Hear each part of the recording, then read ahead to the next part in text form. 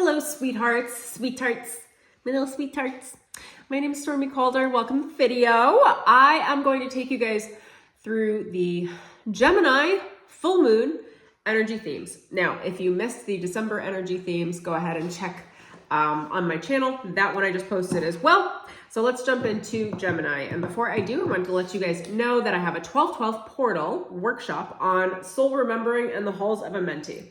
Okay, so I'm going to be taking you guys through like a 4 to 6 hour workshop with channel transmissions and a guided activation, soul activation, which is energy work with me. And it's going to be a nice, beautiful, small group. You get one-on-one attention from me. Everything will be recorded for those of you that can't make it live on the 13th. You will also receive the replays ongoing, which everybody loves from me. And what we're going to be doing, what I'm going to be sharing, is channeling the halls of Amenti and the Akashic records and how we come into body and soul incarnation. So when we come into body, we have to agree to terms of service and agreement, terms of bloodlines, and terms of groups, whatever we're signing up for on our mission, much like a militant operation or a hostage negotiation. And that all happens in the halls of Amenti. The halls of Amenti are the fog that put us to sleep. It is almost like a gas that removes the soul's ability to remember that it is a soul in a human body and to remember its soul memories, things like love and compassion, things like your actual family, things like abuse isn't love. You know, there are lots of things that are removed from our memory in order for us to alchemize our energy enough to become like compliant with the planetary operation of the 3D. Okay, it's taking on a lot of drama. They insert implants for false memories and the whole thing. So anyway, I'm going to be channeling on the process. So if you are wondering about the militant operation of becoming a human, becoming a soul in a human body and the negotiation that happens with that, we're probably going to be going through some soul contract renegotiations. I'm going to be awakening you in whatever way the guardians and the guides in the halls of Amenti and Akashic records would like to. And we'll probably be, I'm hearing, releasing some death cycles. So a lot of you have some karmic death cycles that need to be released that have been glue for every one of your past lives and timelines so that you can like actually live the life that you want to live and not be stuck into these weird karmic ties and agreements. So it's going to be half like really fun, vibey light and half like, oh my gosh, let's get rid of this shadow dark shit out of your field. And I'm going to be doing a clearing and a meditation energetically to help you guys reset your connection to God, source intelligence, your divine code or spark, your source connection, and your soul memory. It's a soul remembering. So your soul can start to awaken from the deep slumber that it is to be human, and you'll get lots of downloads from me and ongoing like in your dreams and stuff, because you'll be working with the new codes from the halls of Amenti. I don't know anyone else that works with the halls of Amenti. I'm one of the very few on the planet that have access to, there's an entire boardroom like set aside for me specifically and those that I teach. So I'm going to be taking you guys into it. I really hope to see you there. I really think you're going to love it. Yeah, and there's a link in the description below as well as a promo code that you can use at checkout for a nice discount, my friends, a nice promo. Okay. Gemini moon. Gemini. Let's go into Gemini. What are the themes of this Gemini new moon? I'm actually going to like tap in as I'm going here too. The first thing is conscious choice. Gemini is also a representation of the lovers. Some people see it as the two, we'll talk about it in terms of polarity as well, but the two polarities, Gemini is also the lovers. It's like, it's the opposite, right? And those two opposites are reflecting each other to themselves. It can be lovers, it can be light and shadow, it can be, light and shadow is the polarity. You know, where people think like Geminis are two-faced, like that's like the archetype is the light and the shadow. But it also can show up as masculine, feminine. It can show up as just about anything opposite. Okay, but the whole point of the Gemini archetype and the lovers is choice. What do you choose? Gemini is the split consciousness, so it's almost also like it's a constant choice, and you're being asked, what do you choose right now? Do you choose a new path that feels more loving and supportive towards the version of yourself that you want to be? Or do you want to choose a safe path that is shrouded in more darkness and familiarity through who you have been before? If you choose the dark path, you are choosing an even darker path, because energy is not created or destroyed. It is just moved around and changed and alchemized. So you can't just stay the same, is my point. You're always going to change. Change is a constant. You can't just stay the same. So if you think your life is just going to stay the same, think again. You can choose the work of a higher life path where you feel fulfilled, or you can choose the work of atrophy where you feel miserable. And I will tell you, with all the work that I've done, it takes just as much work to feel miserable as it does to feel happy. Same amount of work. It takes a lot of work to be miserable. People will tell you otherwise. They'll be like, no, people are just miserable. No, they work at it. You have to think a lot of negative thoughts. You have to be pretty freaking negative to be miserable all the time. Like, you got to work at it. You got to surround yourself with miserable people. You got to hate things all day. And it's not natural to hate things all day. You know, it's natural to be a little butterfly in a butterfly garden and enjoy your day. And sometimes butterflies bump their heads into trees and they go, rah, I don't like that. And then they go back to being a butterfly. Okay. This is also part of the energy for this full moon. So get ready. It's pretty freaking chaotic. Okay. So the point is, you have a choice. Do you want to choose what's familiar, or do you want to choose to rise? And again, if you choose what's familiar, nothing stays the same. You're choosing a downward path. And if you're choosing a downward path, if it's just familiar and boring, or if it's familiar and safe, but not like real safe, it's like safe as in you're just comfortable with whatever that level of chaos is, it will continue to build momentum. And there's a lot of momentum happening right now because of the big karmic timelines that are closing out at the collective level. So if you choose a lower path, it's going to steamroll into that lower path. If you choose a higher path, you're going to be lifted by spirit and by God. And again, it takes work, and it's the same amount of work. Each path has the same amount of work. It's just like, what attitude do you want to be in? And who wants to be miserable when you can be happy? Does it take work? Yes, but so does being miserable. Choose, okay? On the tail end of that, / building on that theme, is the theme of polarity. Okay, polarity is the presence of opposites. So, which involves choice, again. It involves observation, conscious participation, and choosing. And when you're presented with polarity, most people think when a negative synchronicity, negative thing happens in their environment, that means they're either going to have a bad day, or that means that client's not going to end up working out, or that means that I'm not actually going to get into that event, or that means that relationship's not going to work out, or that means whatever. The deal about polarity is that polarity exists all the time. So if there's a steep negative event or crisis, there has to be the polar opposite. They always exist simultaneously. Okay, I'm not telling you to go look for if there's a positive in front of you, don't go looking for a negative. Okay, don't be doing that. Although you might be doing it unconsciously, and then you got to re-choose the positive again, or experience the negative until you get sick of it, and then re-choose the positive again. Okay, but anyway, the theme here is that there's polarity, and there's a lot of chaos around this moon, which means there's going to be a lot of chaotic polarity. There's going to be a lot. It feels like lightning, but it's like disorganized. So when you are presented with negative beliefs, negative conversations, negative synchronicities, things you don't like, in any way that appears, it is your job to look for the opposite polarity, which is going to be a positive judgment. It's going to be like a positive karma, and you have to choose it, because you're always going to be constantly presented. Gemini's the choice. You're always going to be constantly presented with choice. Always. And more specifically now, because of the themes in December and because of the themes of this moon specifically, which is like, what do you choose? And you do have to participate.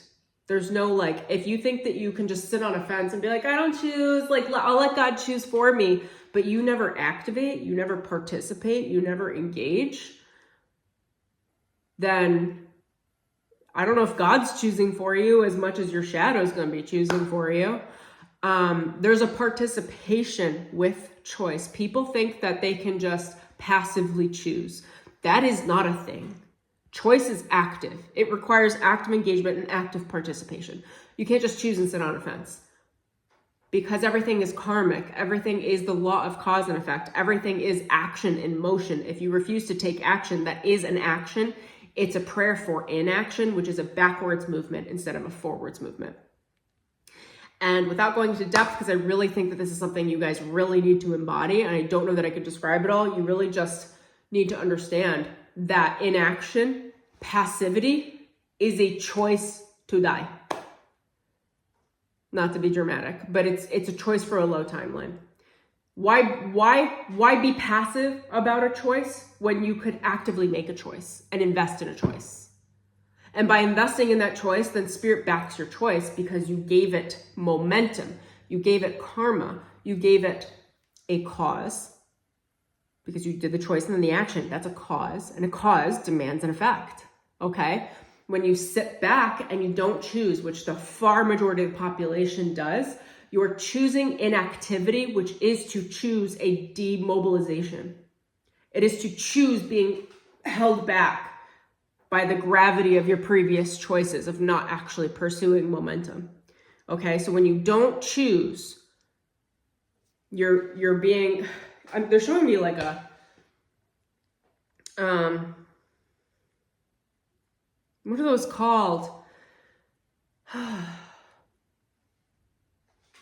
Someone being strapped in a chair in white where they can't move their arms and stuff. What are those called in mental institutions? Do you know what I'm talking about?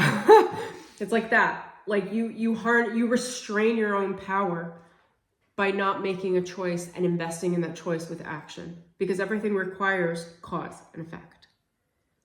And a non-choice is a choice for an effect that you didn't consciously choose, you generally unconsciously chose, which means your shadow gets the momentum of that effect. If your shadow's in power, you bet your ass you're going to be miserable at some point, because the shadow's usually not so great at making conscious choice. Okay? Okay. Now, let's go into chaos magic. This is the moon of chaos magic. It's so funny because I wouldn't normally be like so animated about chaos, but it is this time period we're in right now, and I've just been like, I'm good at managing chaos. I can do that. What is chaos? It's a lot of potential and kinetic energy simultaneously without direction. So another way we can say this is this moon is carrying a metric F ton of energy that requires direction. And if not given direction, it's kind of like, I was outside at the ocean last night and these clouds rolled in. And I was like, oh, so interesting. But like half the sky was beautiful. And then all of a sudden there were all these flashes and I was like, oh my gosh, that's lightning. There's lightning right here. And then I like sat in a rainstorm at the edge of a dock. Like that chaos, but organized. So, you know, it's like lightning. The ions, I don't know the specifics for meteorology, okay? But the ions in the clouds are like disorganized in one way or another and have electric charges and pulses, and when there's enough of them, at some point, the energy of spirit, we'll say, or it's like it's just energy, it's momentum, decides to organize itself, and that's lightning. Okay? And then that lightning grounds itself, right? Or goes across the clouds to ground itself across the clouds, because it's looking for the fastest A to B point to organize. So that's chaos magic. We're in the middle of a lot of energy it's like a thundercloud that's rolling in fast with all these different ionizations, and there's going to be a lightning bolt strike. There will be a tower moment for each and every one of you. I'm not going to sugarcoat any of it, okay? I was just seeing my tattoo. They were reminding me that. So there's these are flowers. So it's like even in the storm, see the potential, see the good, open up your heart. The eyes to the heart can see through a storm. Okay. So, oh my gosh, they're sending me the reference from,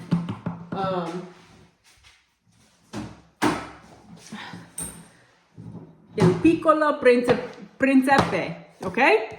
I have it in Italian and English. The Little Prince. What's the main phrase in there? It's like, only can one see rightly through the eyes of the heart. Also, like, look at these synchronicities. I haven't read this portion yet, but he also wrote Letter to a Hostage.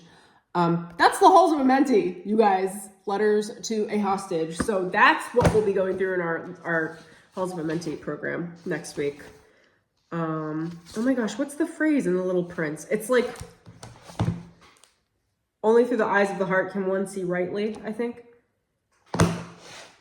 Anyway, focus on the eyes of the heart, because we're in the middle of a storm. It's a lot of chaos. It's a lot of ionization. It's coming from both the planet, as well as the sky gods, okay? And they're not like in competition, but they're both sending just as much energy. That's part of this. You know, I'm seeing this.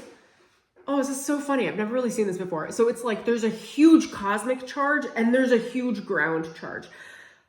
The ground charge can come off like darkness, but it's not necessarily. The ground charge is your lineage.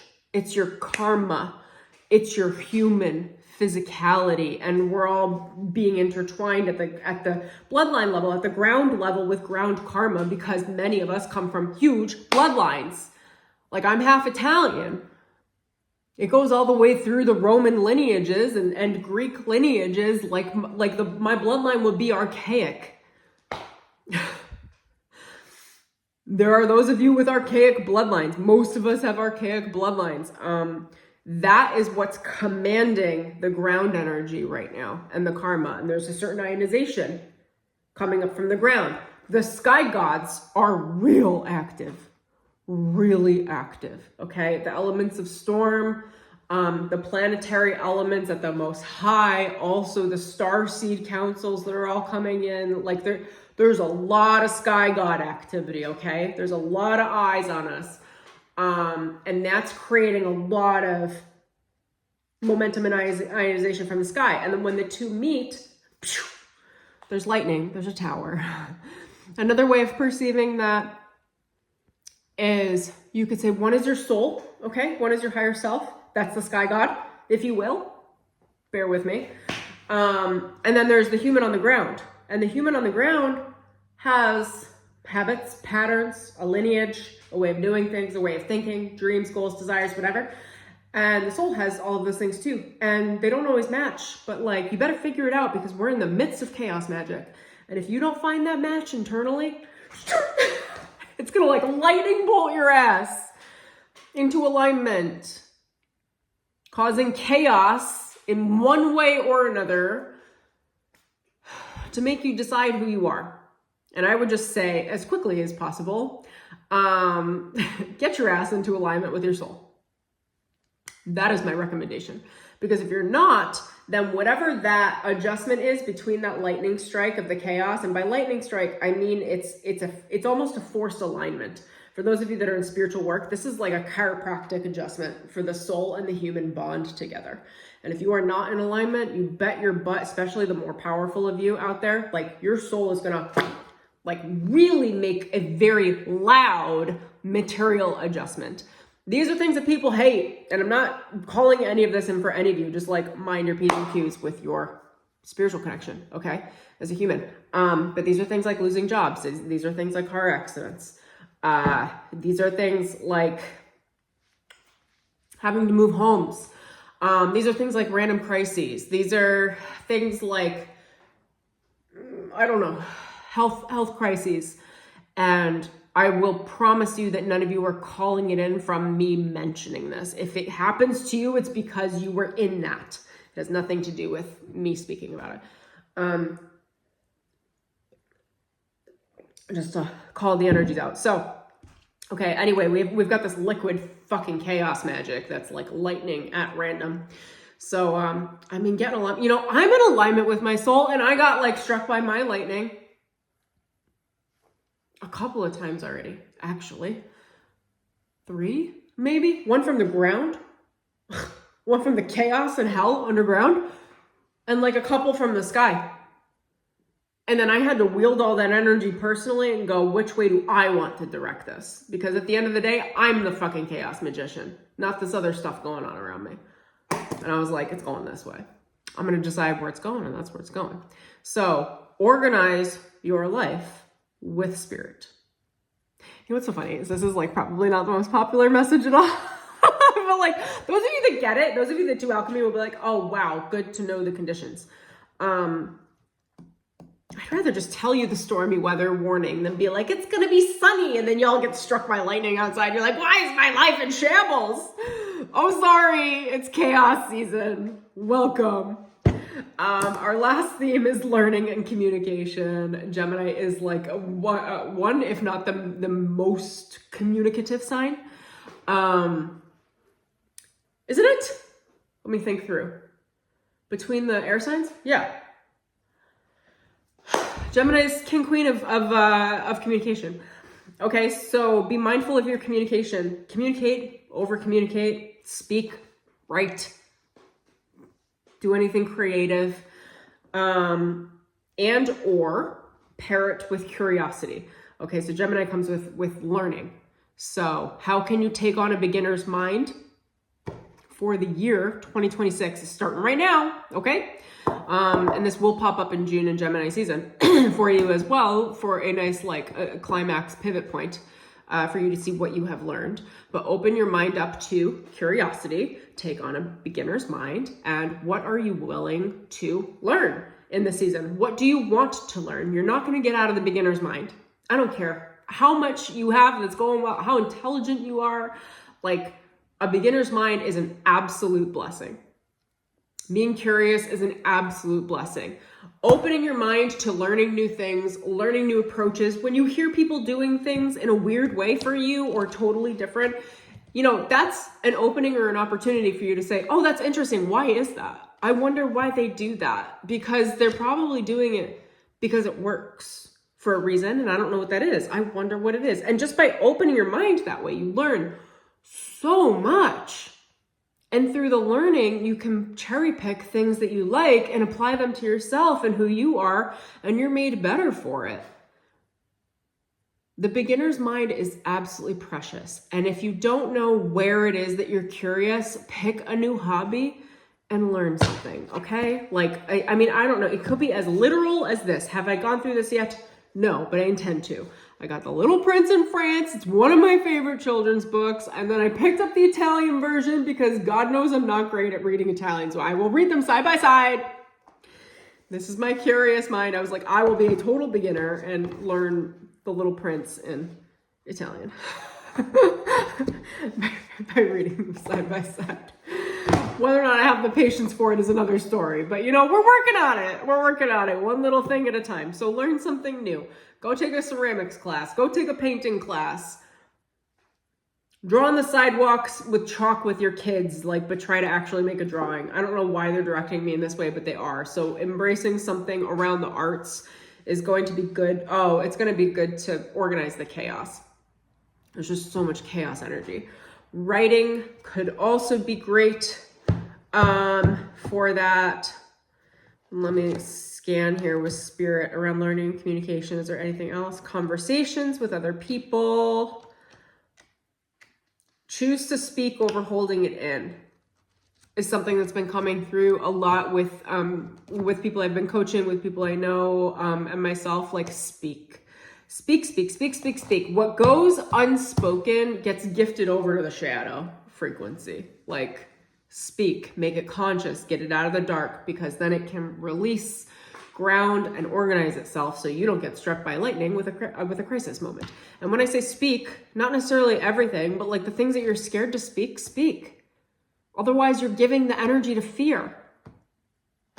And when you give a lot of energy to fear and you don't speak against the fears by just speaking them out, those fears gain a lot of power. And then they hold power over you. And that's where dark forces get to hijack your power, because your shadow will cooperate with them, because your shadow is in the dark and doesn't realize how much fear you have and doesn't realize what it's creating. So the point is, speak things aloud, speak your needs, ask for what you need, get things out of the dark and into the light so that they can release. You know what happens with cockroaches when you turn a light on? They scatter, okay? Cockroaches are the negative thoughts and belief systems that grow with momentum and become parasitic on your mind that other entities can attach to. shit that makes you feel guilty about your life, things that you're in shame about for one way or another, negative choices that you wish you didn't make, people you hurt that you wish you didn't hurt. Like, just speak the shit out. Speak it out. Get it out. Get it out to the right people in whatever way feels right. Release it. You know, be mindful with yourself. Trust your heart. But bring the cockroaches into the light so they can scatter and leave. Bring the rodents in the back of your mind, the ants, the negative, you know, whenever they're insects are a shadow frequency. So whenever I see insects, it's like they're the negative beliefs, and that's what my guides call them. They'll be like, how are those ants in your mind right now? Or how those roaches, and it means I'm thinking negatively. So I'm going to pass the same thing on to you. So when you can bring those things and vocalize them and get them out and then choose new, you release them. And through releasing them, they become light, they become conscious, they become something you can actually like focus on and choose away from or choose to reorganize. And that makes it conscious. Consciousness is light. It is something that becomes conscious. If it's unconscious, it's part of the darkness, which is to not see it. And that is how we are controlled by not just our shadow, but other shadow archetypes and forces, etc., is through our resistance to see, our resistance to flick on the light switch. All right.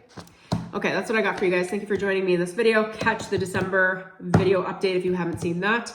And check the link in the description below. Grab your promo code and join us for the 12/12 ceremony, because we're talking all about the halls of Amenti. And I know this will be popular. I know it will be. It's also going to be racy because we're going to be talking about hostage negotiation of souls, as well as waking up your pretty little mind about some of your soul past and soul history and the things that they have hidden that we have forgotten about Lemuria, Atlantis, etc. Okay? I'm going to be channeling. We're going to be doing some energy work, and we're going to be vibing as humans. It's always a really good time with me. I know you love it. So until next time, I will see you soon. Join me in the ceremony. It's on the 13th. If you can't make it live, you can catch the replay that I will upload for you guys. And that's what I got for you. Okay. See you soon. Bye.